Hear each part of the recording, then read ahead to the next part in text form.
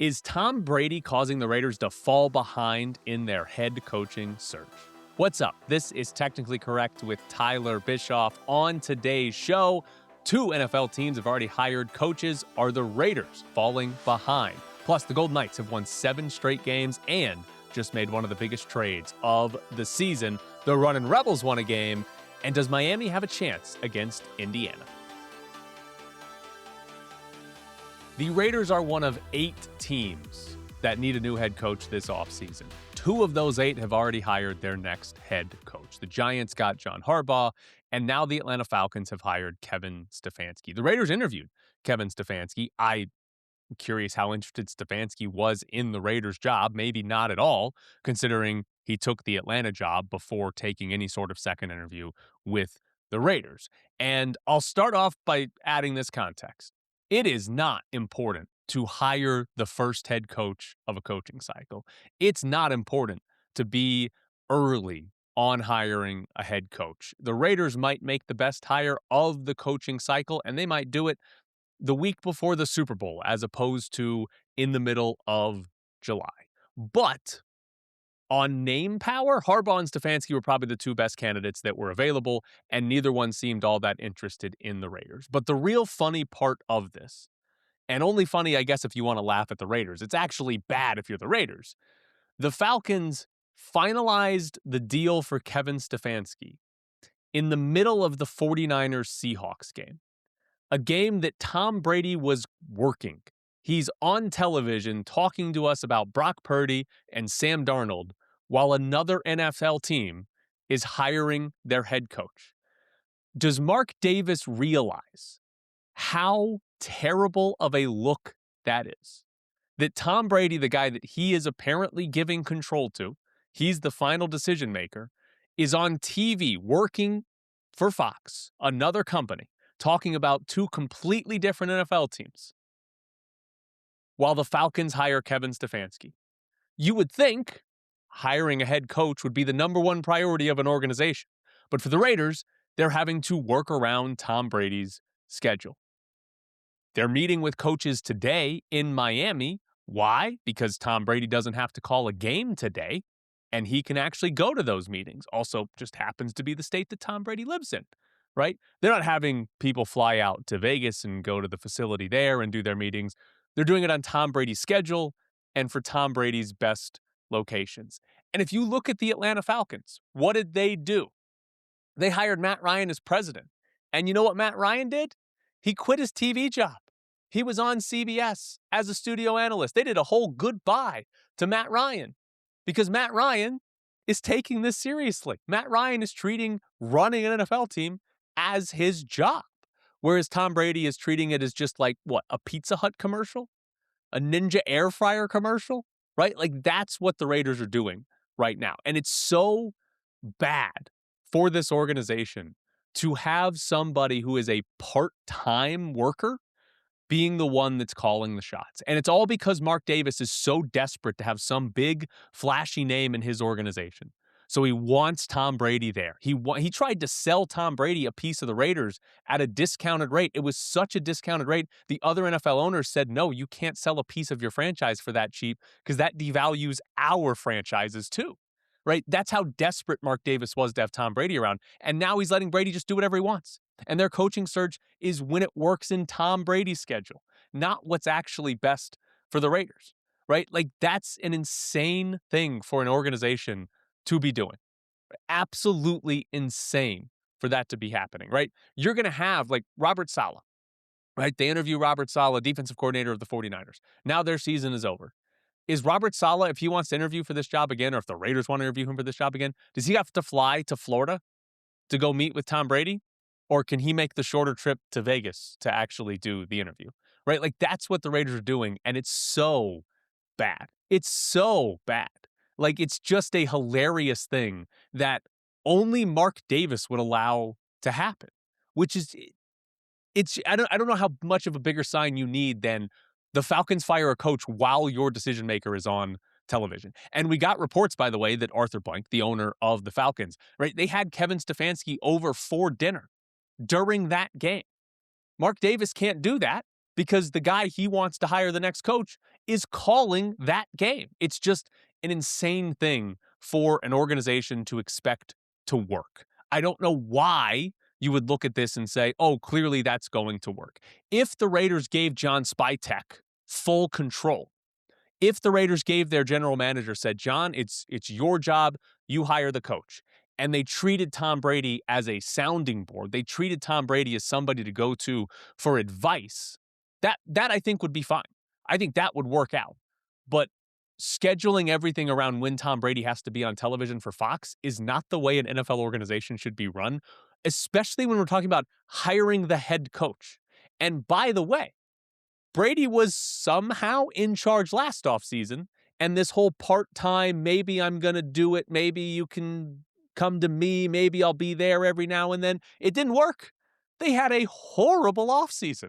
The Pete Carroll hire was a disaster. The Geno Smith trade and sign was a disaster. The draft was a disaster. Their free agent class, disaster. Everything they did in the offseason was horrible. And that Tom Brady was there.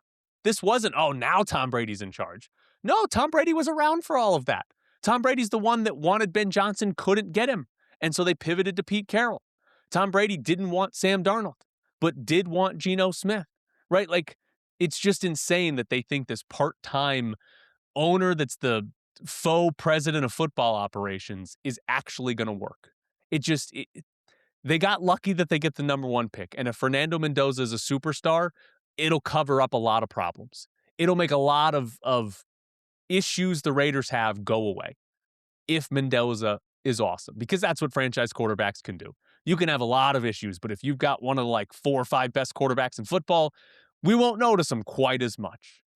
But if Mendoza's not that good, if Mendoza's just a good NFL quarterback, we're not going to see it. It's not going to lead to anything, because what they're having Tom Brady do is run the organization in between commercial breaks at Fox. Not even that. They got to wait till the very next day. Now, there's 2 interviews that I do want to talk about. We got the report from Tom Pelissero that Mike McDaniel is going to have an in-person interview today with the Raiders in Miami. I will say this does make sense to have it in Miami. I'm assuming Mike McDaniel still has a home in Miami after getting fired by the Dolphins, and the Raiders are there for the national championship. So that does seem convenient for all parties involved to just be at Miami. I am very fascinated by this because I am somebody who absolutely believes the Raiders should be hiring an offensive-minded head coach. I think most organizations should be trying to hire an offensive-minded head coach, but especially the organization that's about to draft a quarterback first overall. And that's what Mike McDaniel is. I wouldn't hate hiring Mike McDaniel because of that. And specifically, if you go to the first 2 years of McDaniel and Tua Tagovailoa in Miami, they were 11th and then 2nd in points, and they were 6th and then 1st in yards. We saw 2 seasons of an awesome offense in Miami with Mike McDaniel calling plays, and did it with a quarterback that we know now definitely is not a superstar. Miami didn't figure that out until they gave him a big contract, so sucks for them, but we know that now. And so we have at least some proof that, oh, Mike McDaniel can put together a really good offense, even if his quarterback isn't a superstar. Now, Tyreek Hill was awesome, and his speed was a game changer for Miami. The Raiders do not have a Tyreek Hill on the roster.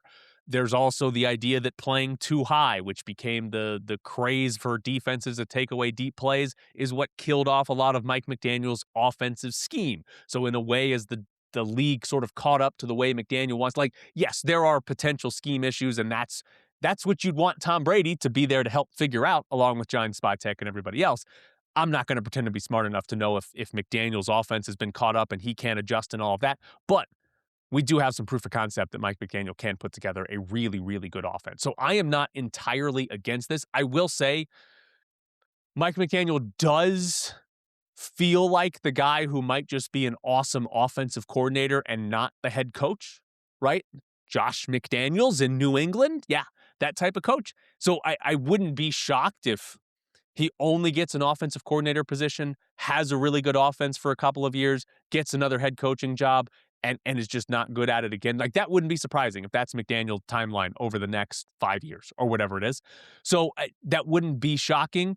I still am not completely against giving Mike McDaniel a chance just because I want the offensive-minded head coach, right? Figuring out the defensive coordinator is obviously going to be important, and getting the right players because they have a lot of holes on that side of the ball is obviously going to be important, regardless of the offensive-minded guy you hire. But I don't hate that one. Now, the other interview is Ager Overo, who is the Panthers defensive coordinator. He is apparently going to get his second interview with the Raiders, according to Jeremy Fowler. First one was was virtual. This one will be in person. So I know this isn't the end all be all, but I don't get this one based off Avero's career as a defensive coordinator. This past season, Carolina was 16th in points allowed and 15th 16th in points and 15th in yards, but 26th in EPA per play. And in 2024, the Panthers were the worst defense across the board. Gave up the most points, gave up the most yards, had the worst EPA, right? So we've got the normal stats and the advanced stats that all said the Panthers in 2024 were the worst defense in the league. And then this year, advanced stats say still bad. The normal stats say, all right, they got him to average. He was also the defensive coordinator in Denver for one season. And if you take his 4 years in total, where he's been a defensive coordinator, 1 in Denver and then 3 in Carolina, his EPA per play has been 9th, 26th, 32nd, and 26th. That's not good. Like, there's one good season in there, and it was in Denver. And by the way, Denver in the 3 seasons since Avero left is number 1 in EPA per play over those 3 seasons. So, like, I don't know. I don't get it necessarily based on what his defenses have been in his career. Now, again, that's not how you should be hiring or evaluating a coach, but normally we do look at it and say, oh, who's got the best defense or the best offense? That's the guy we should be looking to hire from the coordinator position to the head coach. So I'm a little, I don't know, I'm not in love with that idea just based on what Avero has been and the fact that I wouldn't want to hire the defensive-minded head coach regardless of what his numbers were, right? You put out to me, oh, he's had the best defense 3 straight years. I'd be like, yeah, he needs to. You need an offensive guy, so because you got Fernando Mendoza coming in. I'd still think that, but kind of confused on the Avero one. Maybe it's just Rooney Rule. At the end of the day, maybe it's just to help satisfy the Rooney Rule, and they're not that interested in hiring him. But this is one of the better candidates they can interview that helps them meet the Rooney Rule. We'll see. But will Tom Brady be there? I don't think he's got to call any games on Fox for at least the week, right? He's got until the weekend to do anything. So the Raiders might get him for like 6 straight days without having to go to work. We'll see. He's got to do some prep, so maybe not. Maybe only 4 of those 6 days. Also, in the NFL, the playoffs are down to the Final Four, but it's like the worst thing, right? That Bo Nix gets hurt. It breaks a bone in his ankle, and now the Broncos are in the AFC title game, and it's Jarrett Stidham that's going to play quarterback. It's similar to the NBA Finals when Tyrese Halliburton blew his Achilles in Game 7 of the NBA Finals. And it's like, it's just this deflating overall feeling. This is not quite the Super Bowl, right? It would be, I think, even worse if all of a sudden this happened and we're like, oh, Jarrett Stidham has to start the Super Bowl. But I don't know. It's just this like, oh, as much as I've hated on Bo Nix and don't think he's that good, he's better than Jarrett Stidham. And you lose your quarterback right before you're hosting it just sucks. It just all around sucks. And so I'm guessing New England's going to win that game, but I don't know. Denver does have a really, really good defense, and a lot of their games are just, hey, we need like 2 plays from the quarterback. If he can make 2 plays for us, our defense is good enough that we're going to win the game. But we're going to see Jarrett Stidham starting at quarterback in an AFC title game. We saw terrible performance from Houston that I don't know whether I should think New England's good still. They're playing in the AFC title game, and I still don't know if they're any good. Hell, they're going to play. They might beat Jarrett Stidham, and they're going to be in the Super Bowl. I'm still going to say, I don't know if they're that good. Like they had the easy strength schedule in the entire NFL, and now their playoff run. I mean, about as easy as you could get, right? You get Herbert with a broken hand in the Chargers, and then you get whatever the hell C.J. Stroud and the Texans just did, and now Jarrett Stidham. It's as easy as it gets. But I'm kind of convinced Seattle's winning the Super Bowl. Right, like the Rams' offense is the best offense that's left in the league, and generally I'd lean towards, they've got Stafford and Puka, and their run game's really good. But like, goddamn, Seattle just seems to be good at everything. Like their defense is unbelievable. Their special, like they just seem to be good at everything. So I'm kind of getting convinced more and more Seattle's going to win the Super Bowl, and hopefully we get close games. But I think there might be a chance Seattle and LA should be close, but we might get a blowout in the Super Bowl. Seattle might win the Super Bowl by like 30 points. That wouldn't be any fun. Wouldn't be on board for that. Coming up next, it is Bischoff's Briefs. Battle Blast, been serving Las Vegas since June 2012 with the very best in family entertainment. We are proud to provide the best facility, equipment, and service possible. Strap on laser tag vests, step into the 5,600 square foot two-story arena designed to look like a worn-torn city street. An exciting atmosphere filled with exhilarating music, blacklight effects, and fog. Battle Blast also features a viewing deck for those not playing can watch players vest up and catch a view of the action going on in the arena. In between games, check out our arcade and prize center and enjoy tasty treats from our snack bar. Birthday parties, sports teams, group outings, and corporate events. Battle Blast does it all. We want to make your Battle Blast experience so good you'll want to return again and again. Battle Blast is the ultimate destination for family fun and friendly competition.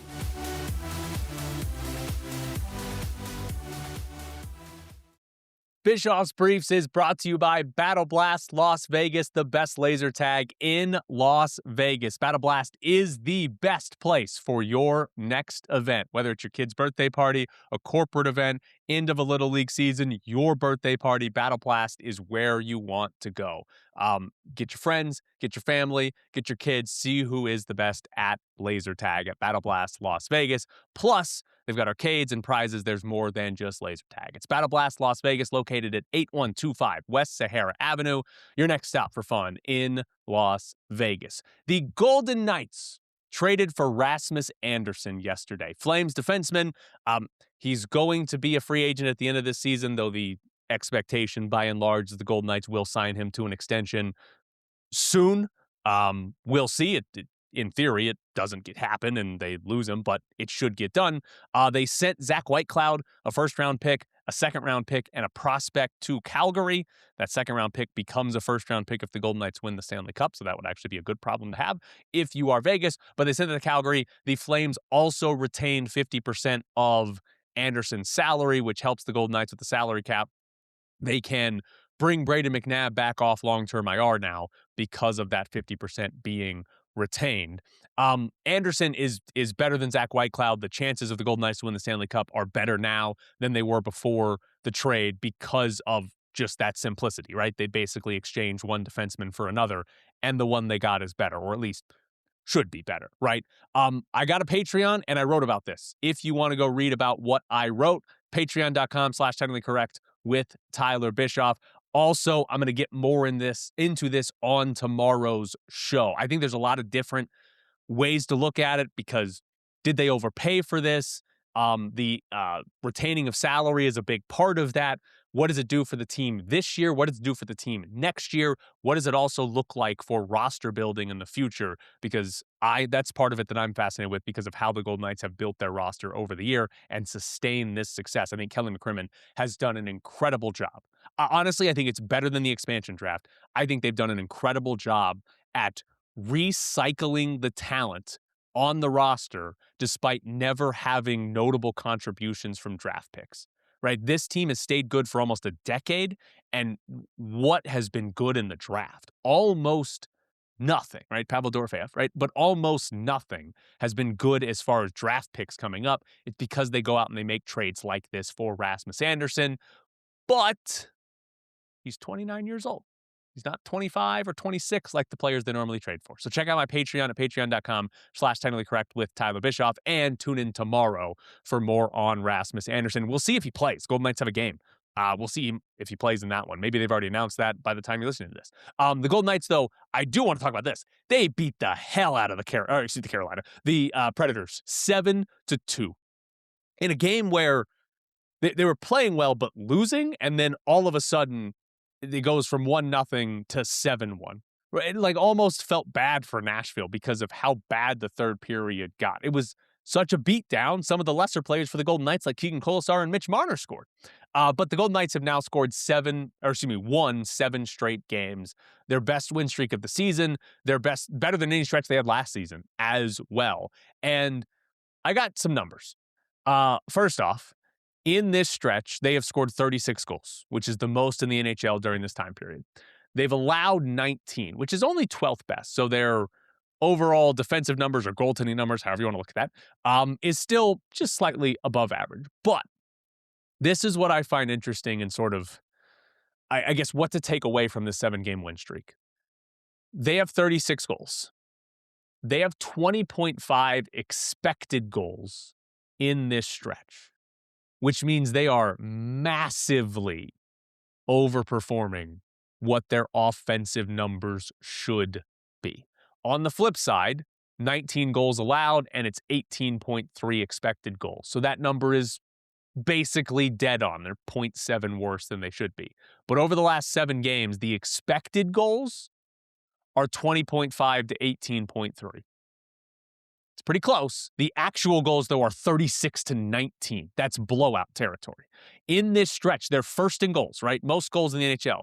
They're only 13th in scoring chances and 15th in high danger chances, right? They're not putting on this incredible offensive onslaught. They're just having pretty much all of their good chances go in, and they're having a lot of non-high danger chances go in the back of the net as well. The Golden Knights have been good. Don't get me wrong. They've been good over these 7 games. And watching it, I would say eye test wise, the expected goals seem to be underselling how well they play, but the advanced stats tell us this team is actually not performing as well as their goal totals are. What they've done during this stretch is more likely an outlier than who they actually are as a team. That is a fascinating thing when it comes to trying to figure out how good this team is, whether or not you should trade a first-round pick, a second-round pick, and Zach Whitecloud for Rasmus Andersson. But that is an interesting part about how do you evaluate this team. They're killing it right now. Is it real? Is this who we should say the Golden Knights are? Or is this a massive overperformance and they're going to come back to earth and be closer to this? It's not 500 because you get the loser points, but the 500 team of winning and losing games at a pretty even rate. Also, talking about crashing back down to earth or never crashing back down to earth, Mark Stone scored again. I mean, what the hell? He is up to 18 goals in 31 games. When you adjust for the missed games, because he's missed 16 with an injury, even when you adjust for that, he's on pace for 38 goals. Mark Stone has only topped 30 once in his career. 33 is his career high. And he's going to, on pace anyways, miss 16 games and beat his career high by 5 goals. This is crazy that a guy who never scores 30 might get to 40 while missing a fifth of the season, right? Like, it's just wild that that's how good Mark Stone has been. And I talked about this last week, right? His shooting percentage is he might break the franchise record from William Karlsson. Like, in theory, it should come back down. But since I said that, he's scored 2 goals in 2 games. So maybe it won't. But Mark Stone's just been unbelievable recently, and his goal-scoring season is crazy because he's never been the guy that scored goals. He's been the guy that does everything else, and now he's the guy that also scores goals. They're going to win the Stanley Cup if he keeps doing this. It's what's going to happen. If he's going to score a goal in every single game, they're going to win the Stanley Cup because they're going to get goals from other guys too. He's not here to necessarily score all the goals. If he does, they're going to win the Stanley Cup. And one last thing in this, because I hate this in hockey, and I wanted to make sure I mention this. One of the biggest problems I think hockey has is when referees go out of their way to even things up. And we saw this in this game against Nashville. Shea Theodore scored. And after the goal, Michael Bunting of Nashville cross-checks Braden Bowman. Play's over, right? The puck's in the back of the net. The play is over.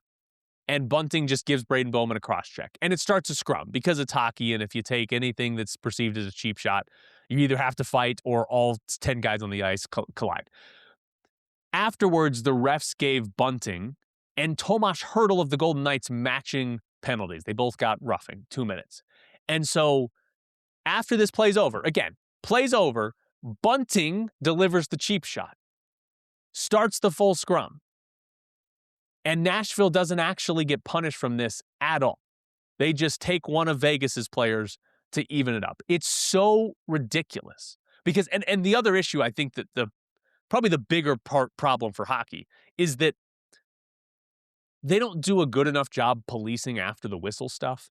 And I know the tough guy, the physicality is like part of hockey or whatever. But like, if you hit someone after the play is over in any of our sports, it's a serious penalty. You're probably getting thrown out of the game in every other sport, right? Football's got some roughing the passer, late hit stuff where you're not necessarily getting thrown out. But like, you hitting people after the play is a huge deal.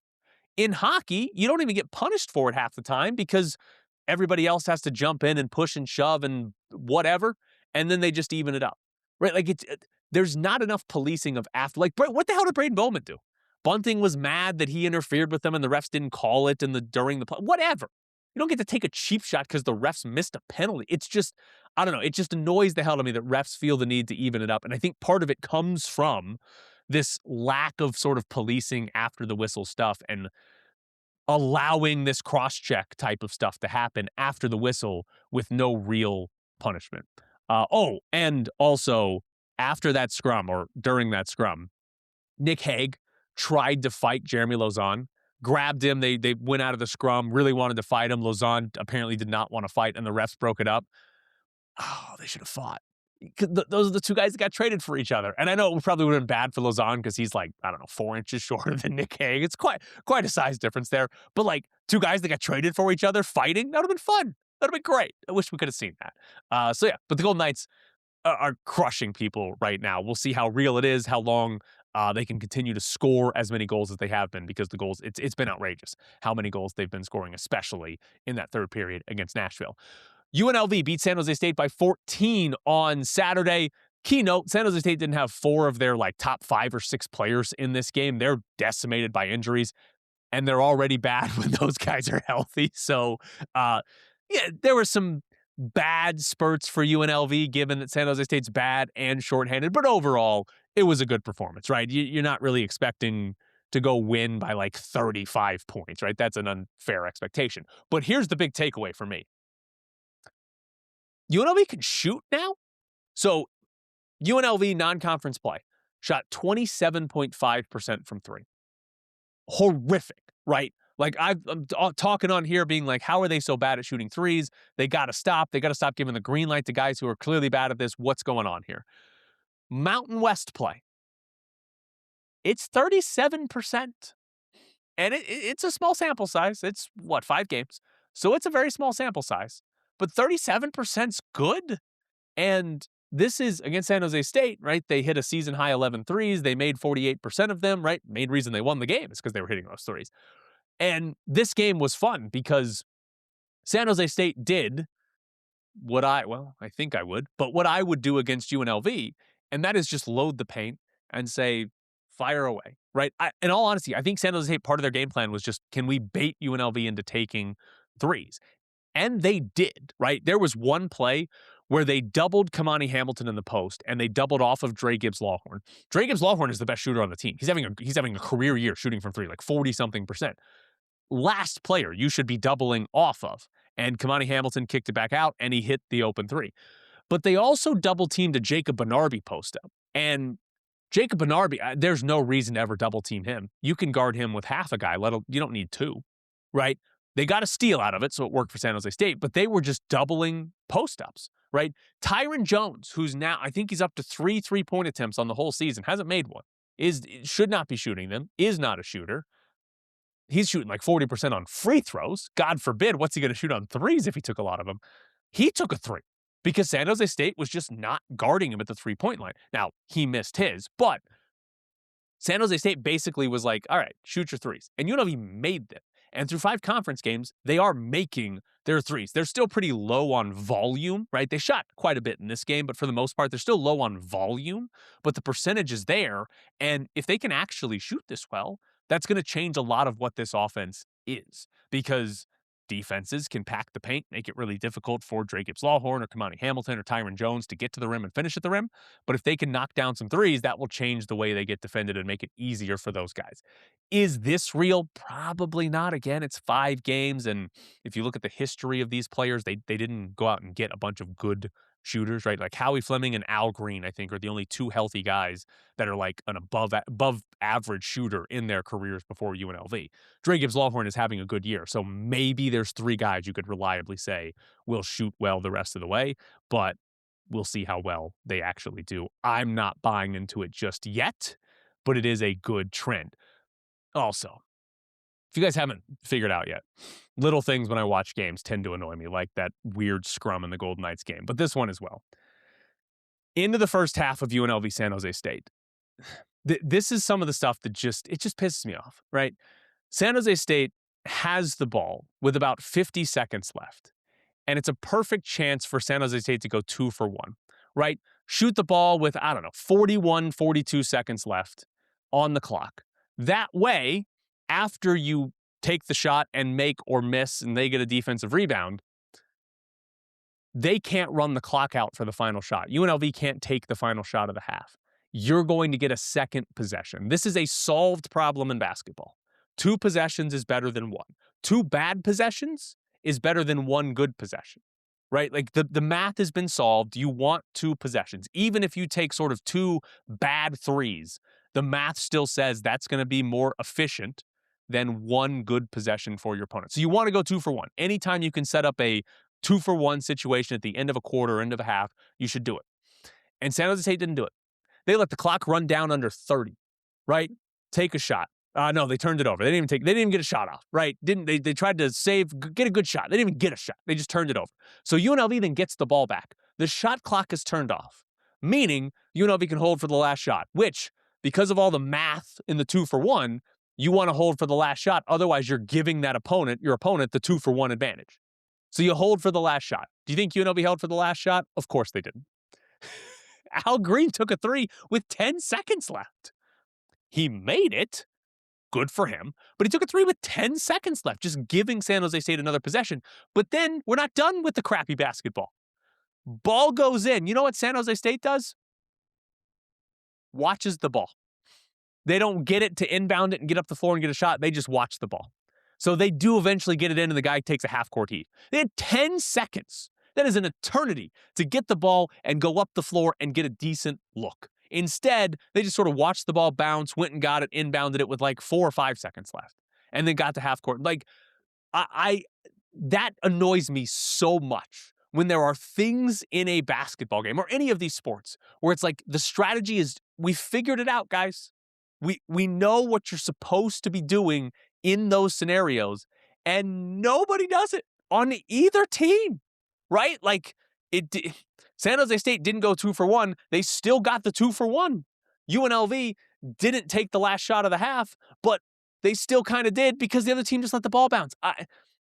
Listen, college basketball players should know this. I think if you're a college basketball player, you should know about 2 for 1s. Like, going to college, you should know about 2 for 1s. Whatever's happening at the high school level, I don't pay any attention to that.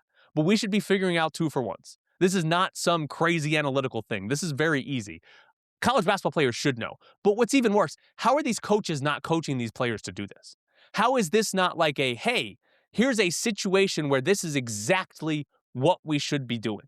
There are other college basketball teams, I know Florida does this, where they will not let the 2 for 1 happen, right? Because here's what happens in college basketball, the clock runs. So if I take a shot with 41 seconds left and I make it, right? Ball goes through with 39 seconds left.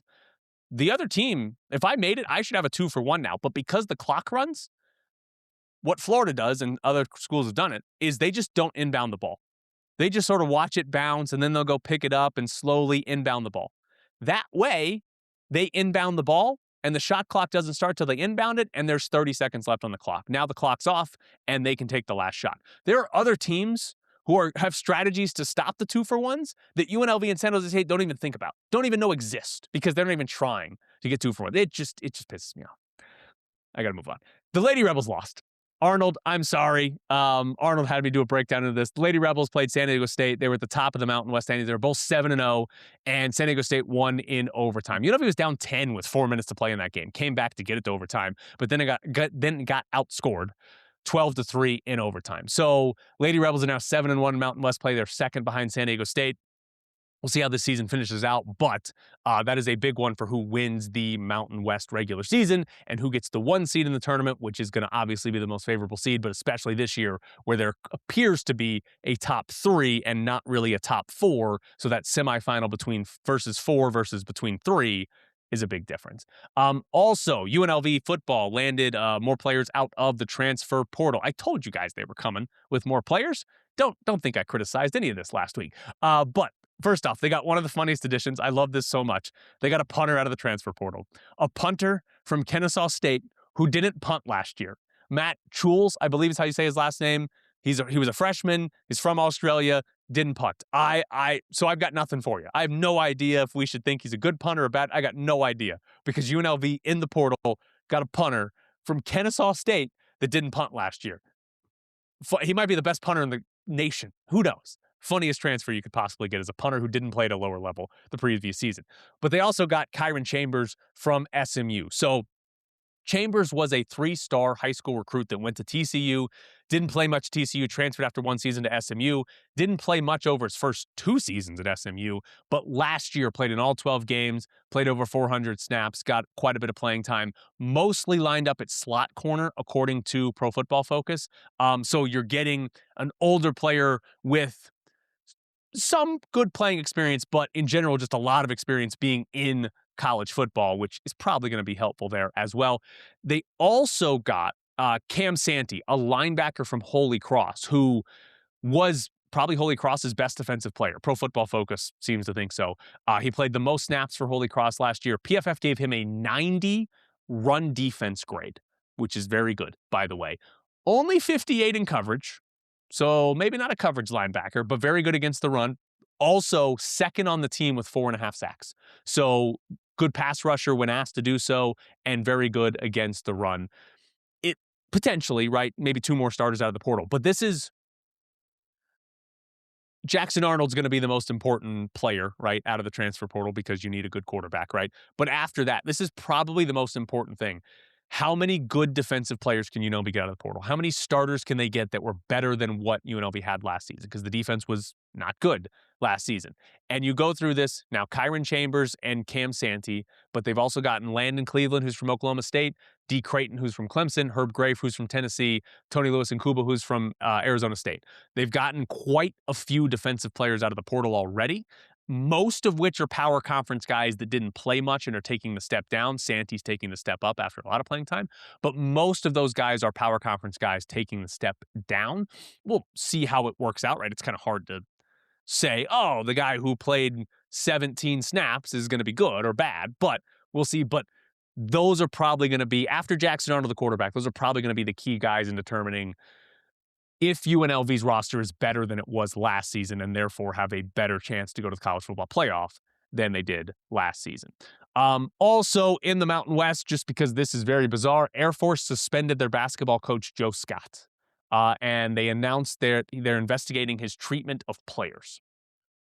What did he do? Right, and at a military school, I'm assuming the threshold is a lot higher at a military school. Maybe I'm wrong, but I'm assuming the threshold is a lot higher. The thing with Joe Scott, though, like whatever they're investigating, Joe Scott probably should have been fired as Air Force's coach before this season. They're horrendous. They've won 3 Mountain West games in the previous 2 years.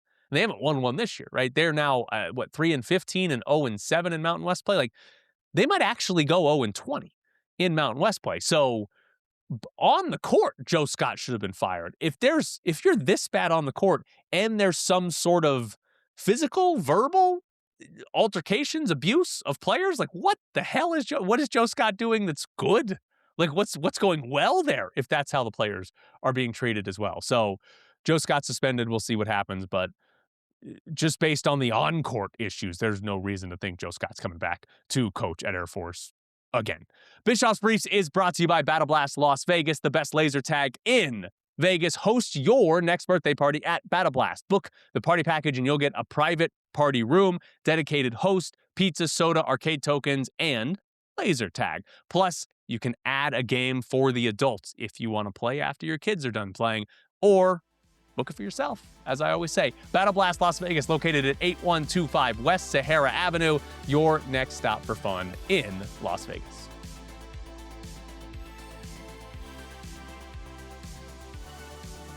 Shout out to Battle Blast Las Vegas for sponsoring the show. It means a lot to me to have that sponsorship in place so that I can do this show. It's a big deal. But College Football National Championship is tonight. Get to that in just a second. There is still no agreement on a new college football playoff format. The conference commissioners met yesterday in Miami and did not come to a final answer on what the next college football playoff format should be. There is a deadline of Friday with ESPN. It was reported, and I've sorry, I'm blanking on who reported it, but it was reported that ESPN is not going to give an extension. It was Ross Dellinger. There's not going to be an extension from ESPN on this deadline. They're saying we need to know this week what your what your schedule is, right? Because we need to start planning out what our broadcasting schedule is going to be of those games. So by Friday, there's got to be a new playoff format in place, or it'll still be the 12-team playoffs that we saw this past year with like one or two minor tweaks. That whole Notre Dame rule is stupid. But this comes down to the SEC and Big Ten not agreeing on the format, right? The SEC apparently wants a 16-team format where they keep the 5 auto bids for conference champs, whereas the Big Ten wants a 24-team format with like 2 to 4 auto bids for all the power conference teams, and they just can't agree. And to be honest, it's pathetic that they can't agree to anything. Like, it's a playoff format. What are we doing here? Like, what is there to be discussed that you guys haven't discussed already? You already got an extension on the deadline. Like, figure it out. It can't be that difficult to actually come up with a playoff format that everybody can agree on. And if it not, right, it just stays at 12. So it's not like the playoff goes away, but part of this does feel like, we don't have to pick anything new because we at least have the 12-team format to fall back on. But they're going to expand it. They just can't figure out the rules they want to put in place to expand it, which is pathetic. The Big Ten and SEC should have had a deadline where if those two conferences couldn't figure it out by Sunday, the Mountain West and Conference USA get to pick. They get to come in and choose how many teams and how many automatic qualifiers, right? Like, just figure it out, or the Mountain West is going to decide your fate. Also, Indiana's head coach, Curt Cignetti, he got asked about like going to the NFL as a head coach, and he said, "I'm not an NFL guy." He gave this quote to Brett McMurphy. "I'm not an NFL guy. I made that decision a long time ago. I've always been a college football guy." Here on Technically Correct, I'm here to tell you that technically Curt Cignetti did not say he won't coach in the NFL. He just said, "I'm not an NFL guy, and I made a decision a long time ago to be a college football guy." Doesn't mean you can't change your decision there. Doesn't mean you can't become an NFL guy. So maybe you wait on Curt Cignetti. Hire him there. I honestly have no idea if that would work. I'd be surprised if it did. I feel like most of the whole college to NFL thing is not going to work out, but maybe it would. And Curt Cignetti of the NFL would be. I mean, listen, if the Raiders hired Cignetti and drafted Mendoza, that's Mark Davis is like, oh my God, we're going to be the headlines for the whole offseason if we do that. So yeah, you can't rule that out because of Mark Davis. And technically, Cignetti didn't say that. He didn't say that. He also by the way, he needs the NFL dangle out there so that he can get contract extensions from Indiana, right? Obviously, he's doing a lot to get them, but in the future, you're going to be like, there's a couple NFL jobs that want to interview me. Indiana, if you want me to stay here at Indiana, you're going to have to give me an even bigger raise on what I already make. And Indiana say, okay, we do, because you have now made us a football powerhouse, and we never thought that was a possibility. In the national championship game, Indiana, huge favorites over Miami. So the way I'm looking at this is, how does Miami win the game? That's probably, I think, the interesting way to look at this game, because if things go how everyone expects, Indiana's going to win, and it might be pretty comfortable. So if Miami's going to win this game, I think it's going to be offensive line and defensive line, just a dominant performance from Miami on those spots. First off, with Miami and their front four, I mean, their pass rush is incredible. Ruben Bain, and he wasn't even necessarily good against Ole Miss, and they still had a great pass rush. Miami, though, 5th in pressure rate this season. 42% of opponent dropbacks, they get pressure. Indiana has only allowed pressure on 28% of their dropbacks offensively, right? And Mendoza, it's interesting. He doesn't have a high volume of scrambles this year, but EPA per play, 3rd best when scrambling. So very efficient when he does scramble, but didn't have to do it very much. So does Miami force him to scramble more, or at least throw quicker than usual? Does the pressure rate, I mean, sacks are obviously the thing you really want, but does the pressure rate, does that come closer to that 42% number for Miami or that 28% number for Indiana's offensive line? I think that's going to go a long way in determining how successful Indiana is offensively. They're also very good running the ball yards before contact, so that could have a big impact as well if they can easily run the ball. But I think how that Miami defensive line does is going to go a long way. If they can have a dominant performance, they'll have a shot here. And on the other side, So Miami's offensive line bullied Ole Miss in the semifinal. And Mark Fletcher, their running back, has 395 rushing yards in 3 playoff games. And Texas A&M, Ohio State, Ole Miss, right? He's done it through 3 Power 5 opponents. So their run game, it wasn't this good in the regular season. They've somehow been better against the better competition. But their run game has been awesome, and their offensive line has been awesome in the playoffs. They're also, by the way, first in pressure rate allowed. Carson Beck is the cleanest quarterback you could have in that regard. So how does this offensive line look against a really good Indiana defensive line? Because Indiana's top 10 defensive line in creating pressure as well.